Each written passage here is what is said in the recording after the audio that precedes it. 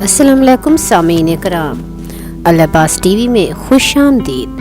سامعین کرام، آج ہم آپ کو نماز آیات کے بارے میں تفصیل سے بتانے جا رہے ہیں، لیکن آپ سے درخواست ہے کہ آپ ہمارے چینل العباس ٹی وی کو سبسکرائب کر دیں اور بیل آئیکن کو پریس کر دیں تاکہ اس طرح کی مزید اسلامک ویڈیوز دیکھنے کو ملتی رہیں۔ سامعین کرام، یہ نماز چاند اور سورج کو گرہن لگنے سے یا زلزلہ یا سرخ آندھی یا شدید تاریکی وغیرہ، معمولی برق اور رعد یعنی بجلی کی چمک اور تمام حوادث آسمانی سے واجب ہوتی ہے جو عموماً باعث خوف ہوں، خواہ وہ شخص خود نہ ڈرے تو بھی اس پر نماز آیات واجب ہو جائے گی۔ چاند گرہن اور سورج گرہن کی نماز کا وقت گرہن کے شروع ہونے سے لے کر ختم ہونے تک کا ہے، بلکہ بہتر یہ ہے کہ اتنی تاخیر نہ کرے کہ اس کا وقت نکل جائے۔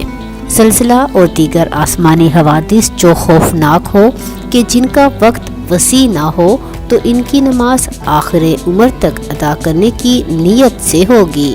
مثلاً زلزلہ، چاند گرہن اور سورج گرہن سے اگر بر وقت مطلع ہو گیا اور عمدن یا سہون نماز نہ پڑھی تو اس کی قضا بجا لانا واجب ہوگی، اگرچہ پورا گرہن نہ بھی ہو۔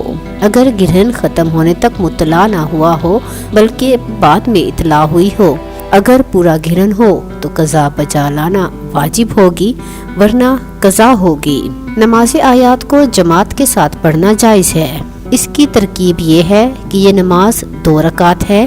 پہلی رکعت میں 5 رکوع، 2 قنوت اور 2 سجدے، اور دوسری رکعت میں 5 رکوع، 3 قنوت اور 2 سجدے ہیں۔ نماز آیات کی نیت اس طرح کرے، مثلا سورج گرہن کی نماز پڑھتی ہوں یا پڑھتا ہوں، واجب ادا قضا، قربت اللہ، پھر اس کے بعد تکبیرۃ الاحرام اللہ اکبر کہے۔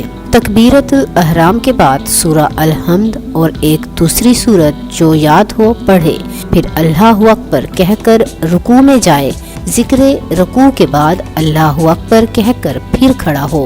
اس کے بعد سورہ الحمد اور جو سورت چاہے پڑھ لے اور دعائے قنوت پڑھے اور اللہ اکبر کہہ کر دوسرے رکوع میں جائے، ذکر رکوع کے بعد اللہ اکبر کہہ کر پھر کھڑا ہو۔ اس کے بعد سورت الحمد اور جو سورت چاہے پڑھے اور اللہ اکبر کہہ کر تیسرے رکوع میں جائے، ذکر رکوع کے بعد اللہ اکبر کہہ کر پھر کھڑا ہو۔ اس کے بعد سورہ الحمد اور کوئی دوسری سورت جو یاد ہو پڑھے اور دعائے قنوت پڑھے اور اللہ اکبر کہہ کر چوتھے رکوع میں جائے، ذکر رکوع کے بعد اللہ اکبر کہہ کر پھر کھڑا ہو۔ اس کے بعد سورہ الحمد اور دوسری سورت پڑھے، پھر اللہ اکبر کہہ کر 5واں رکوع کرے، ذکر رکوع کے بعد کھڑا ہو کر سامع اللہ لمن حمیدہ کہہ کر سجدے میں جائے۔ 2 سجدے کرنے کے بعد دوسری رکعت کے لیے اٹھ کھڑا ہو۔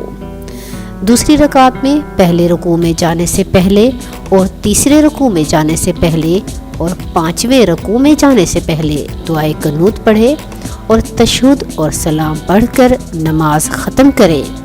اگر صرف ایک قنوت 10ویں رکوع سے پہلے پڑھ لے تو بھی کافی ہے۔